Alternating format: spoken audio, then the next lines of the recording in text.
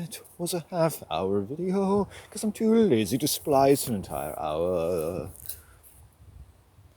I'm now going to bring you a song that has been coming out of my colon so long. I first put my mother's breast into my mouth. I looked forward to the sound that she'd make when she found that thing that I make in my diapers hanging around my ankles with the weight of what I filled them with.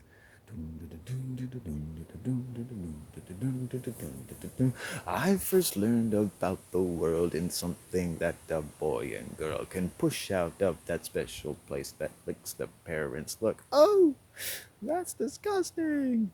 But there's something in the poo that I have made. I think that you should listen and learn from. I say my poo is something everyone can make into the world. Take my poo and fashion heaven. Take my poo and make things better than they've ever been to you. I give you my poo, spread it where you may. You'll make the world that was meant to be when you first took your feet upon the clay. They say you have souls in your feet. I say you stand upon the sun, and everywhere so fleet. I say you draw from all the powers of the plants and creatures far and wide. I pray you feel with yours the powers of the stars. You feel them flowing into thee, the vision of the eagle, the sound of the moose, or the roar of the bear, the ocean and the dawning of the world beyond compare. I say that these things flow to thee, the song and music on thy lips. And someone said that some such folk had tried from you to take this. Did you see what I did there with language? What might they, who wished upon thee such a gloom, and pall upon thy day? No, I say, that can only go so far, they pray. And everywhere it peaked its grand design.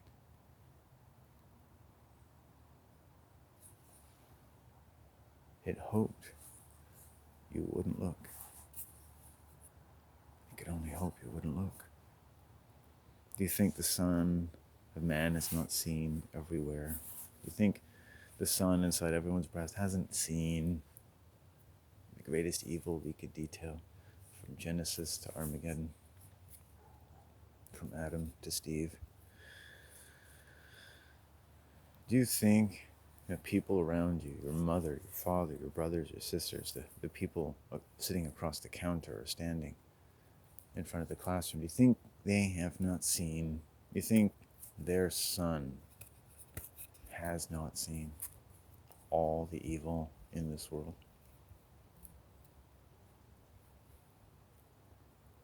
No wonder they fear the sun, or the judgment to come from the sun.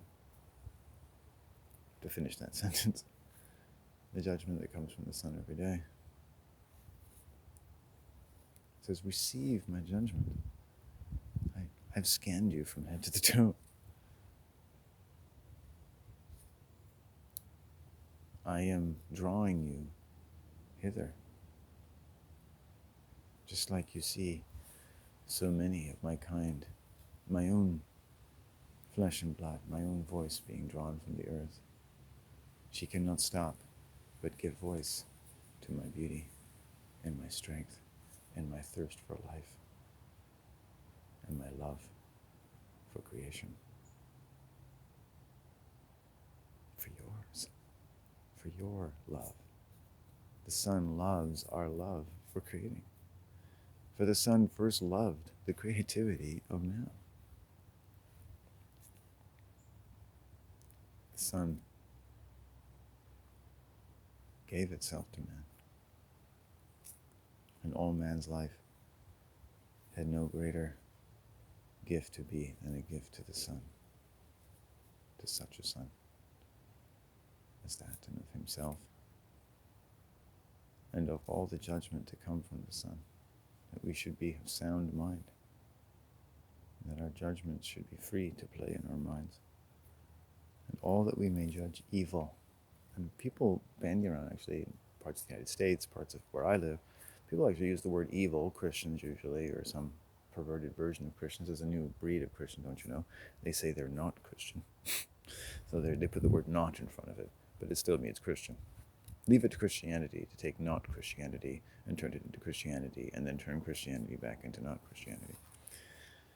It's a power to words, that it's like I take people at their word. If someone says they're not a Christian, okay, well, tell me what not a Christian is, and I'm willing to take a few weeks to see this, And it's like, oh, I see. So it's pretty much the same thing as a Christian, except you call it not being a Christian. I see. It's you're still doing the same things, but most people wouldn't notice that. After a while, they would just feel sick being around them, because Christians curse people, because that's what Christianity is for, right? Turning you into a homosexual. It's anti-heterosexuality. It's enough to drive you mad, isn't it? Right? Christianity, everything about it, and all of its Judaic antecedents, is anti-heterosexuality. It's anti-man. It's anti-man, it's anti-the mother of man, as much as you can, without getting fully and anywhere near the protective systems of man. But convincing, isn't it, how far they've gone? They occupy a kind of weird territory, right? Culture isn't everything. Entertainment isn't everything. Banking, right? I'm as I occupy the subconscious as a witch, I occupy a way of being that I've taken for granted, that where nothing that people talk about is anything but a very small layer of everything. So everything in culture, it's sort of that floats over the earth and floats over the pure knowledge of and the pure judgment of the Son of Man. It's just like this thin little layer of pollution. But when you're in it, it seems like it's everything. I've lived on a small island, and when you live there long enough, you feel like it's the whole world. You feel like it's a hole in the world. Right? It's not so much a land on the ocean as a hole in the ocean. A lot of septic things poured into it. People worrying about where to put our waste. Well, most of the waste is being poured into culture. It's not just the chemtrails. The whole culture is a chemtrail-rich system in every way. It's the chemi, the Egyptian curses, to hold the soul in this phantasmagoria that lives above the earth and under the heavens. And they can be condemned and live in virtual stories and realities. And the stresses, the disconsolate unrest of the soul is just fuel for a never-ending storm. It's not in Jupiter, it's a layer of the earth that people are living in. A storm just moves around, but it's the same storm. Right? And in that storm, they can tell you about a big planet with a storm on it. And that's where the storm is. And then you have a focus, a celestial focus for the storm that you're living in. These gas giants, because they can occupy just this gaseous area of your mind that touches on the mind of man. So the Son of Man can see all this, but people feel as though they're completely living in that layer.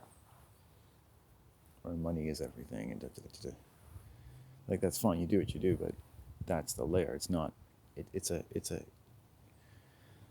metaphysically, it is actually imprisoned in itself. It can't get out of itself. Culture and the banking system will never come out and be a part of the earth.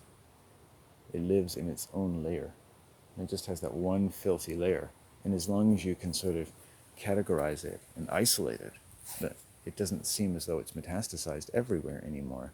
It's just, it occupies, just like they occupy different military frequencies, and you don't use these. And there are frequencies, and if I'm using a bad choice of words probably, there are frequencies that are occupied by culture that make you think that culture is everything in your mind, when it isn't.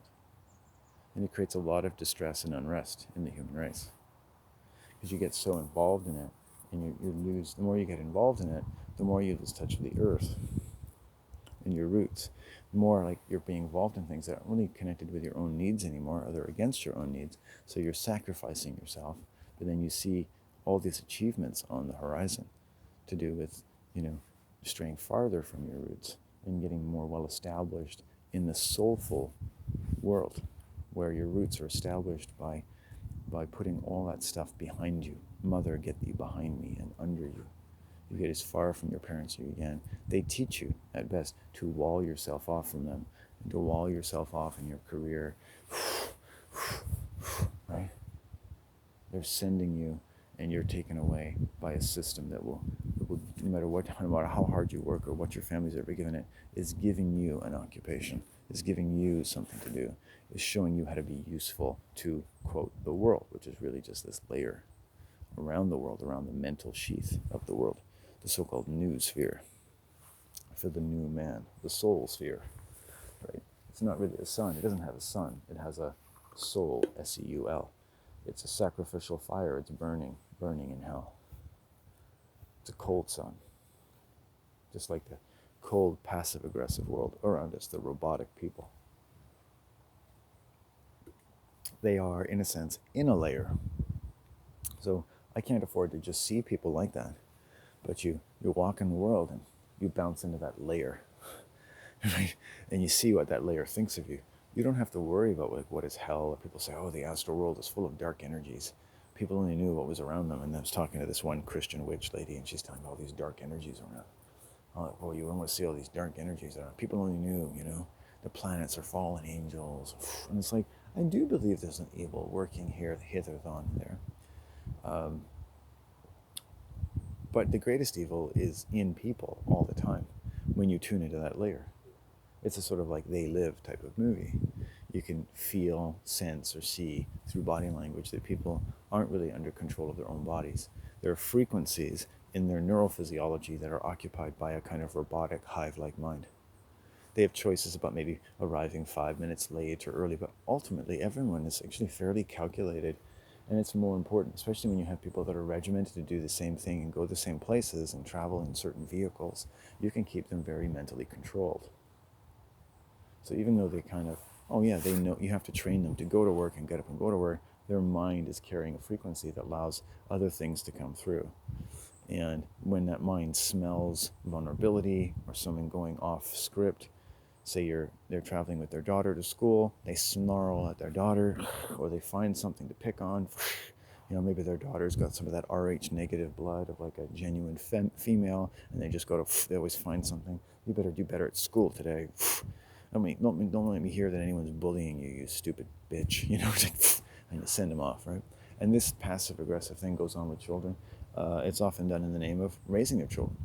Which is a fairly accurate word when you consider what they're doing. Behavioral control, depriving them of a reasonable and safe atmosphere, and then punishing them for responding poorly, and teaching them in this way to be more manipulative, more divisive, more homosexual, because they're really humiliating them sexually. So that's that layer of the world. And then there's like the sex, the emotional being, the mental sheath of the earth, of your body and of your mind. And you have that all the time. That's what's protected mankind over the world. You might see it like the tortoise shell. This is like the natural protective system of man, you see? And the tortoise lives a long time. It's got this powerful signal because your immune system, that of your whole family tree, has this incredibly powerful signal. Now, this world basically turned all of my aunts and uncles into faggots and lesbians. Faggots and lesbians, faggots and lesbians. Through and through, faggots and lesbians. Like very transgendered people, psychopaths, narcissists, and something weird happened is that the world wasn't able to do that to me because I stayed, something stayed open in my mind, and I stayed living in my subconscious. And I couldn't understand why they were constantly encouraging me to get rid of myself. Get rid of yourself. Like if you get rid of yourself, be this person. Don't be these people. Or how much they preyed on me for just following my own instincts. Powerful, right? How often does this world prey on children for listening to their own instincts? So the whole Christian Judaic kingdom is for preying on men, preying on women, preying on children. It is absolutely anti-heterosexual. It is the greatest crime on earth. It is the greatest crime on earth. It is the most invidious crime. It is the most heinous crime. And our immune system knows exactly what it is, and how far it goes and how far it can't. I suggest you learn from your own immune system.